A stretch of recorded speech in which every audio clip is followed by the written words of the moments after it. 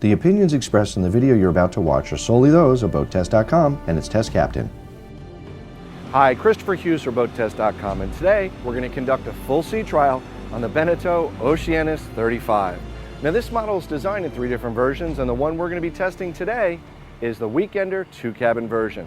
Let's get her underway, see how she performs.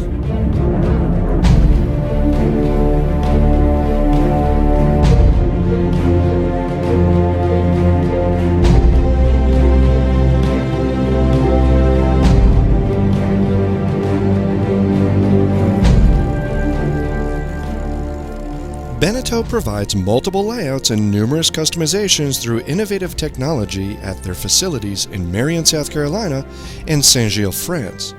Processes such as injection molded decks, vacuum bagged and resin infused hulls and components, and automation provide consistency so that every part is exactly on spec in every single boat. Test day off of Annapolis proved windless. However, on a subsequent day, we were able to get her out in a breeze and record some meaningful numbers. Having 2 or 3 cabins and plenty of cockpit space is impressive in a boat that measures not quite 33 feet on deck, while her size keeps the sail plan particularly manageable. Nevertheless, in any sort of breeze, she is still lively. BENETEAU balances sail area equally between main and jib, which further aids sail handling, and all control lines lead aft to large self-tailing winches, making her easy to sail short-handed. The Elfstrom mainsail and Harkin self-furling system, also with controls leading aft, proved convenient and performed well, though a traditional main with lazy jacks is standard equipment.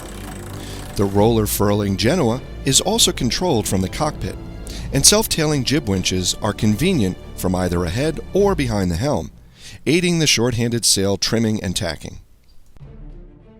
On the occasions we caught a breath of air on test day, the helm provided nimble response from fingertip control.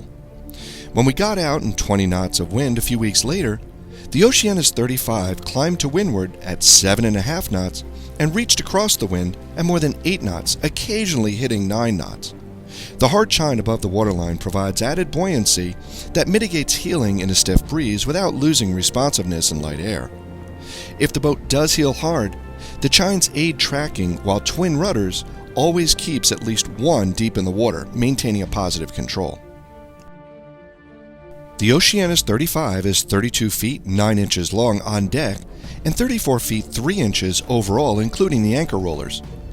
A plumb bow keeps waterline length at 31 feet 10 inches, the beam is 12 feet 2 inches, and she displaces approximately 12,000 pounds depending upon the equipment chosen. Our test boat was fitted with the 4-foot 9-inch draft shoal keel. Also available are the 6-foot 1-inch full keel and the 3-foot 9-inch centerboard version. Twin 32-inch wheels proved just right both sitting and standing at the helm.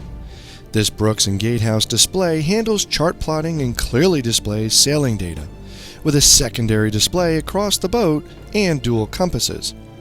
Engine gauges and controls are only here at the port helm, but reachable from across the boat for starboard side docking.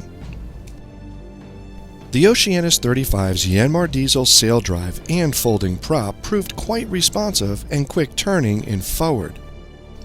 Docking proved easy, even when backing to starboard. Under power, the boat tracked well and responded smartly to just a fingertip touch on the helm. With the 30 horsepower diesel on our test boat, we made 8 knots, more than adequate for distance cruising. Well-placed handrails on the arch and cabin top aid the occasional trip forward.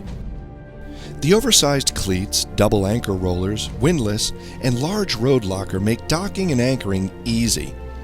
The wide foredeck even includes eyes for lashing an inflatable while cruising. This might block the forward cabin hatch, but not the midship hatch, as it's just a bit farther aft. Inboard sail tracks and acceptably wide decks at 1 foot 1 inch with teak tow rails provide sure footing back to the cockpit, where most of the time underway will surely be spent. Long bench seats provide room for 2 to stretch out or seating for a crowd. This optional deluxe table includes storage and quick folding wings, though some might prefer the smaller removable table option here. The main sheet is kept out of the cockpit, mounted here on the arch. The 5-foot 9.5-inch clearance does require some tall people to duck a bit, though the boom is well overhead. The optional spray dodger and bimini protect the crew from the elements without impeding visibility forward or aloft from either of the twin helms. Teak decking ensures sure footing, as does this teak wedge for the helmsman. Helm seats fold up to access the manual bilge pump and freshwater shower here on port side, as well as the propane locker, shore cord inlets, and below-deck storage over on starboard. Lifting the starboard cockpit seating reveals this cavernous compartment large enough for stacking storage bins. Also located inside are the ELCI shore cord breakers. Splitting the helms allows easy access to the folding transom and spacious teak beach. It was relatively easy to deploy and retrieve using the telescoping swim ladder as a handle.